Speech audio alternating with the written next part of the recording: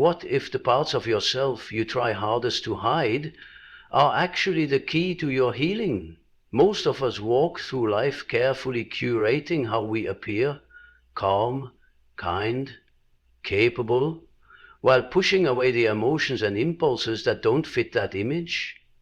We've learned to bury anger, guilt, envy, fear, or even our desires, believing that if we just suppress them long enough, they'll disappear. But they don't.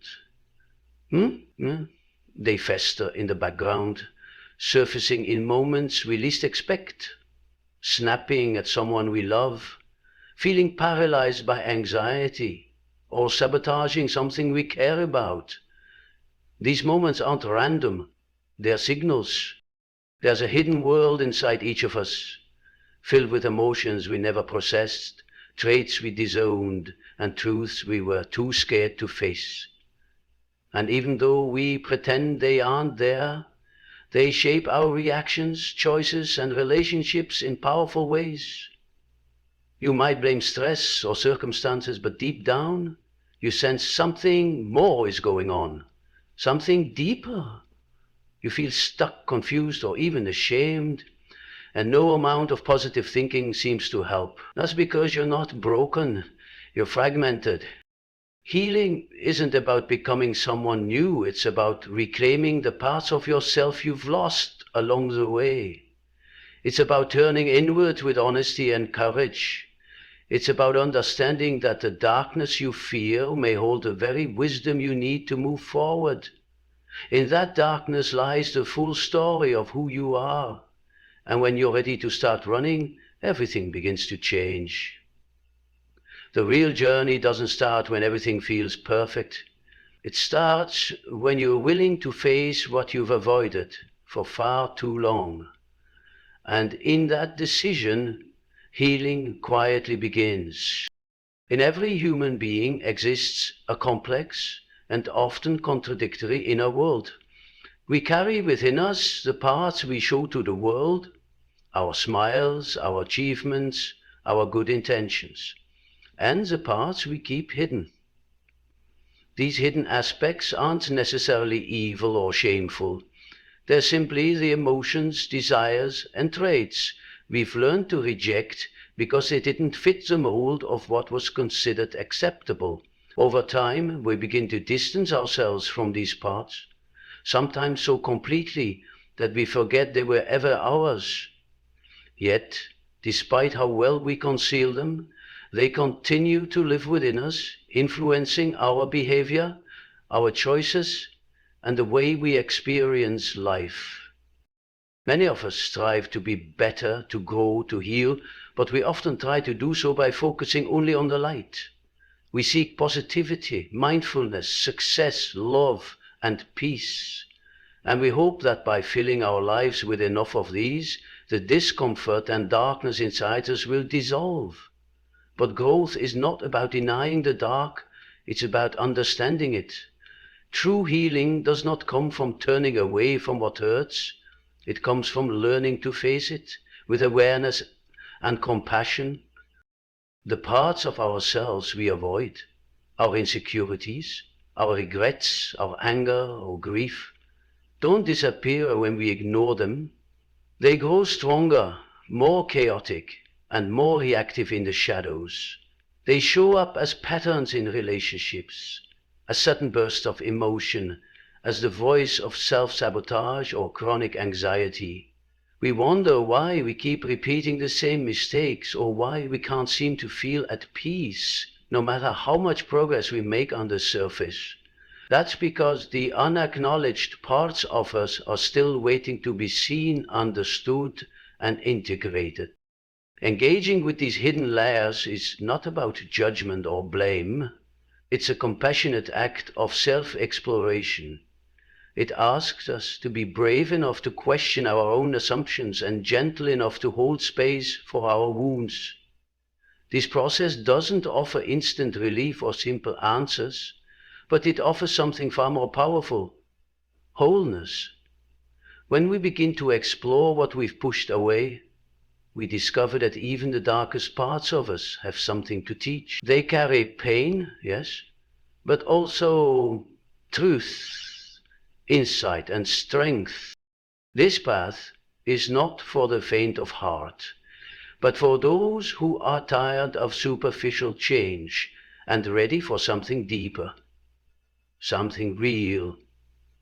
The journey begins when we choose to meet ourselves fully and honestly for the first time. There is a quiet struggle many people face that is rarely discussed openly. The battle with parts of themselves they don't want to acknowledge. From an early age we're taught what's acceptable and what's not. We're praised for being polite, calm, obedient, and punished or shamed when we show anger, sadness, defiance, or vulnerability. Over time we learn to adapt. We wear masks, we silence certain emotions, deny particular thoughts, and distance ourselves from traits that might invite criticism or rejection. On the outside it may look like we are functioning well, but inside a disconnect begins to form. We start living split lives, one that we present to the world and another that simmers beneath the surface. This internal divide doesn't just go away with time, it often grows deeper. The parts of ourselves we've rejected don't simply vanish, they remain hidden in the background, influencing our choices in subtle and powerful ways. They erupt in moments of stress, conflict, or emotional overwhelm. A sharp comment from a friend might trigger an overreaction. A failure at work could spiral into intense self-doubt. We might find ourselves stuck in repeating patterns, sabotaging relationships, procrastinating on goals, or feeling unworthy despite external success. And when we don't understand where these reactions come from, we blame ourselves or others, adding more confusion and frustration to an already tangled emotional landscape. One of the greatest challenges in healing is recognizing that the discomfort we feel isn't caused by life alone. It's also rooted in the parts of ourselves we've disowned. These are the emotional wounds we never explored, the truths we never voiced, the memories we buried. Avoiding them might offer short-term relief, but it also ensures that they keep resurfacing, often at the worst times. It becomes a cycle of suppression, reaction, and guilt. We live in a culture that prioritizes appearance and success, often at the cost of authenticity. There's little room for messiness, contradiction, or emotional complexity. So we continue to hide, hoping to outgrow or outrun the parts of ourselves we fear. But what if healing isn't about escape? What if it's about turning inward? About facing what we've been avoiding, not to judge or fix it, but to understand and integrate it. That's where the real challenge lies, being willing to meet yourself fully, even in the shadows.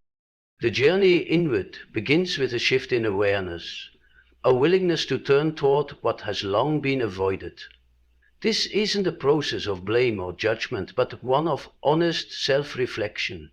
It begins with noticing the moments that trigger strong emotional reactions. Maybe it's the envy that arises when someone else succeeds. Maybe it's the sudden anger when feeling ignored or dismissed. These emotions are not random, they are clues. They point to parts of ourselves that have not been acknowledged, wounds that have not been healed, and stories we've never dared to revisit. Exploring these reactions can be uncomfortable at first. It may feel like peeling back layers of armor we've worn for years. But the deeper we go, the more we begin to understand the roots of our behavior.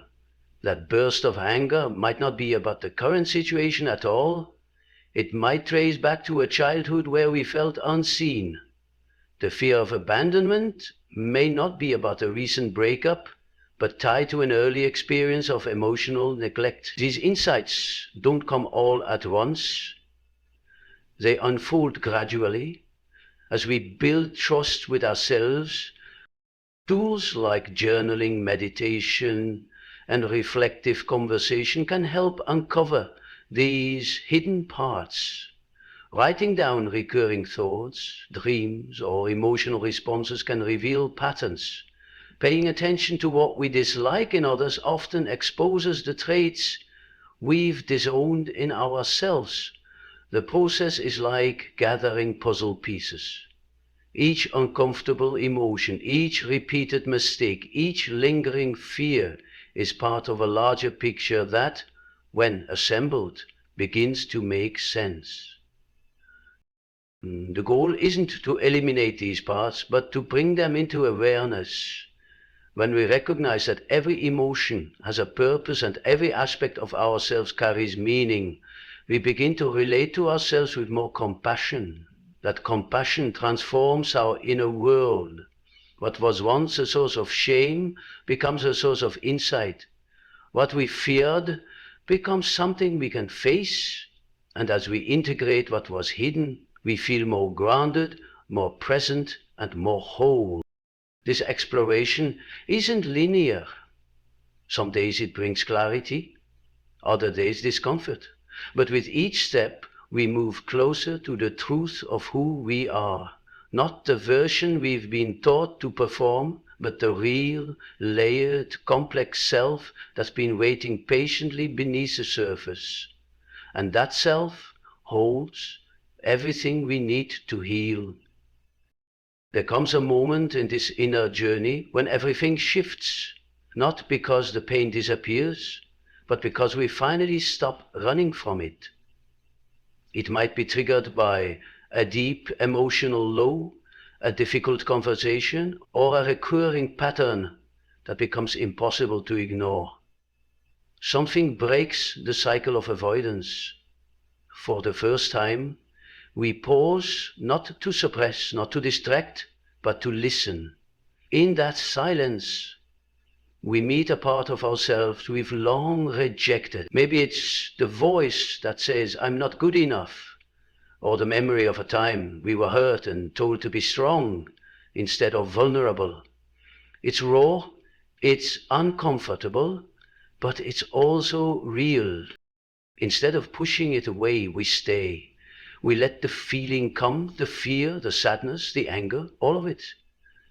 And in doing so, we begin to realize that these emotions aren't the enemy. They're not trying to ruin us. They've been trying to protect us. That anger we've suppressed was defending our boundaries. That fear we avoided was warning us of past pain. That shame we carried was rooted in someone else's judgment. These parts weren't working against us. They were left alone, unheard and misunderstood. This moment is powerful not because everything becomes easy, but because we finally reclaim our inner authority. We stop outsourcing our healing to external achievements, relationships, or validations. We realize that the answers don't lie in perfection, but in presence. We stop seeing ourselves as broken and begin to see ourselves as layered, wounded, yes, but also wise. And with that insight comes a deep release. The tension we've carried in our bodies, the masks we've worn, the stories we've repeated, they begin to lose their grip. It's not about fixing the past or becoming someone new. It's about finally being present with what's real. Tears may come, stillness may follow, but something inside settles. For the first time in a long while, we feel connected to ourselves, not the curated version, but the whole person. The pain doesn't vanish, but is no longer terrifying. It becomes a part of our story, no longer hidden, no longer holding power from the shadows. In that quiet, brave moment, we open the door to healing. Not through force, but through the courage to be fully, unapologetically, and compassionately human.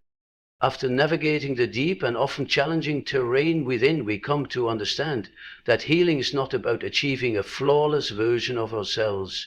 It's about accepting the fullness of who we are, the light, the shadow, the known and the forgotten. This journey inward reveals that the parts we try to hide were never truly gone. They were simply waiting for us to turn toward them with presence and compassion. By doing so, we begin to dissolve the illusion that we must be someone else to be worthy of peace, love, or wholeness.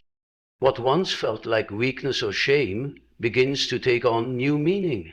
Our fears reveal unmet needs. Our anger highlights where we've been silenced. Our envy shows us what we long for. Every emotion, every memory, every shadowed piece has value once we choose to stop fighting it. Rather than being fragmented and at war with ourselves, we begin to feel more integrated, more real, and more alive. The tension of pretending soft life, and we're able to meet life from a place of greater inner stability. Healing through this process is never linear. There will be times of clarity and times of confusion, but each step brings us closer to authenticity.